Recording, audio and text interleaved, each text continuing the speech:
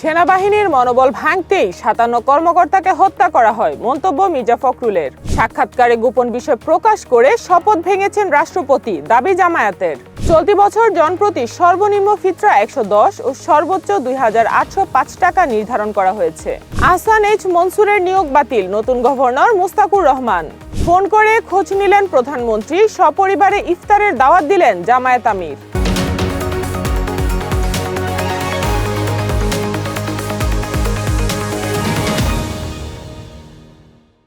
আসসালামু আলাইকুম। দিগন্ত প্রাইম টাইমে সবাইকে আমন্ত্রণ জানাচ্ছি, আমি সাইমা আক্তার। শুনছিলেন সংবাদ শিরোনাম, এবার বিস্তারিত। সেনাবাহিনীর মনোবল ভেঙে দিতেই ৫৭ জন কর্মকর্তাকে হত্যা করা হয় বলে মন্তব্য করেছেন স্থানীয় সরকার, পল্লী উন্নয়ন ও সমবায় মন্ত্রী মির্জা ফখরুল ইসলাম আলমগীর। বুধবার রাজধানীর বনানী সামরিক কবরস্থানে শহীদ সেনাদের প্রতি শ্রদ্ধা জানানো শেষে তিনি এ মন্তব্য করেন। মির্জা ফখরুল বলেন, ২০০৯ সালের এই দিনে বিডিআরের চৌকস ৫৭ সেনা কর্মকর্তা সহ প্রায় ৭২ জন কর্মকর্তা কর্মচারীকে হত্যা করা হয়। এই দিনটি জাতির জন্য অত্যন্ত লজ্জার ও কলঙ্কজনক একটি অধ্যায়। এই দিনে বাংলাদেশের পুরো নিরাপত্তা ব্যবস্থাকে ভেঙে দেওয়ার গভীর চক্রান্ত করা হয়েছিল উল্লেখ করে তিনি জানান, তবে স্বাধীনতা, সার্বভৌমত্ব ও গণতন্ত্র রক্ষার জন্য ঘুরে দাঁড়িয়েছেন দেশের জনগণ। সম্প্রতি একটি জাতীয় দৈনিকে প্রকাশিত সাক্ষাৎকারে রাষ্ট্রপতি মোহাম্মদ শাহাবুদ্দিন রাষ্ট্রের গুরুত্বপূর্ণ ও স্পর্শকাতর বিভিন্ন বিষয় জনসমক্ষে প্রকাশ করায় গভীর উদ্বেগ জানিয়েছে বাংলাদেশ জামায়াতে ইসলামী। বুধবার দুপুরে এক বিবৃতিতে এ উদ্বেগ প্রকাশ করেন দলটির সেক্রেটারি জেনারেল, সাবেক এমপি মিয়া গোলাম পরওয়ার।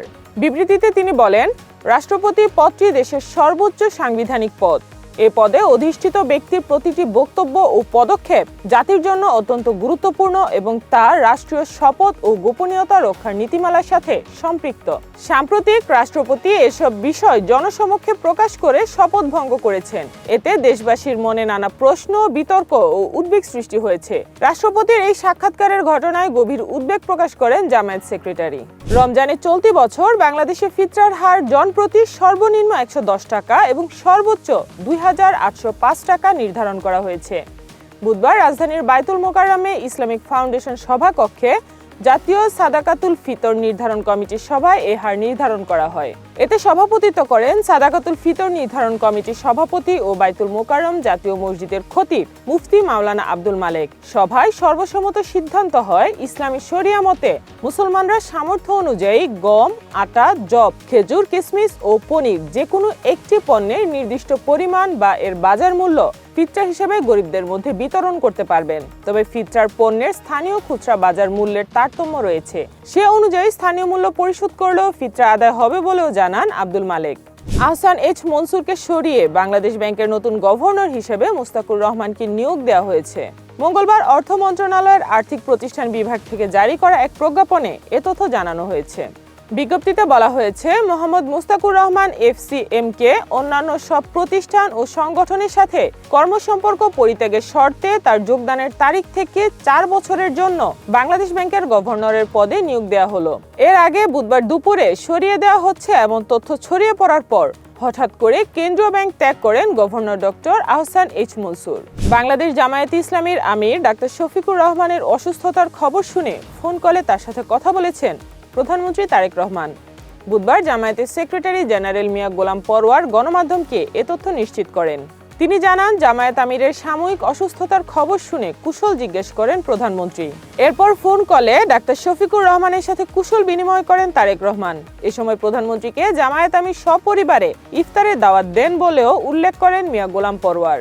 ব্যক্তিগত ও পারিবারিক কারণ দেখিয়ে ঢাকা মহানগর পুলিশের কমিশনার পদ থেকে সরে দাঁড়ালেন শেখ মোহাম্মদ সাজ্জাদ আলী। আজ বুধবার বেলা 12:30টায় অব্যাহতি পত্রে স্বাক্ষর করে পুলিশ সদর দফতরে পাঠিয়েছেন তিনি।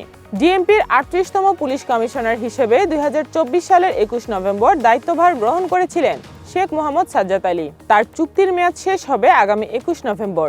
এর আগেই তিনি পদত্যাগের জন্য আবেদন করলেন। আন্তর্জাতিক সংবাদ। ইরানকে কখনো পারমাণবিক অস্ত্রের মালিক হতে দেবেন না বলে মন্তব্য করেছেন যুক্তরাষ্ট্রের প্রেসিডেন্ট ডোনাল্ড ট্রাম্প।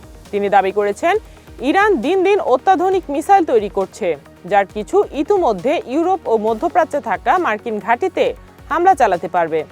এখন তারা এমন মিসাইল তৈরির পথে আছে যেটি সরাসরি যুক্তরাষ্ট্রেই আঘাত হানতে পারে। স্থানীয় সময় মঙ্গলবার স্টেট অব ইউনিয়নের বক্তব্যে ট্রাম্প এমন মন্তব্য করেন। তিনি বলেন, এই সমস্যার সমাধানে তিনি কূটনীতিকে প্রাধান্য দেবেন, কিন্তু একটি বিষয়ে তিনি নিশ্চিত করে বলেন, সন্ত্রাসে মদদ দেয়া বিশ্বের 1 নম্বর রাষ্ট্র ইরানকে তিনি কখনো পারমাণবিক অস্ত্রের মালিক হতে দেবেন না। এবারে খেলার খবর। প্রথমবারের মতো অনুষ্ঠিতব্য নারী বিপিএল এর প্লেয়ার্স ড্রাফট হবে আগামী 14 মার্চ। মিরপুরের শেরেবাংলা ক্রিকেট স্টেডিয়াম ও চট্টগ্রামের বীরশ্রেষ্ঠ মতিউর রহমান স্টেডিয়ামে হবে WBPL এর ম্যাচগুলো। 3 দলের এই টুর্নামেন্টের জন্য ক্রিকেটারদের মোট 5টি ক্যাটাগরিতে ভাগ করা হয়েছে। সর্বোচ্চ ক্যাটাগরি আইকনে থাকবে জাতীয় দলের 3 ক্রিকেটার নিগার সুলতানা, নাহিদা আক্তার, সুবহানা মুস্তারি। এছাড়া এ ক্যাটাগরিতে 6 জন, বি ক্যাটাগরিতে 12 জন, সি ক্যাটাগরিতে 20 জন এবং বাকিরা থাকবে ডি ক্যাটাগরিতে। এদিকে আগ্রহের উপর ভিত্তি করে ড্রাফটে তোলা হবে বিদেশি খেলোয়াড়দের। তবে কতজন বিদেশি ক্রিকেটার ড্রাফটে থাকবেন তা এখনো চূড়ান্ত হয়নি। এই ছিল আজকের প্রাইম টাইমে। এরপর এক নজরে বিশ্বের আলোচিত সংবাদ। সবাইকে দেখার আমন্ত্রণ জানাচ্ছি। এতক্ষণ সাথে থাকার জন্য ধন্যবাদ।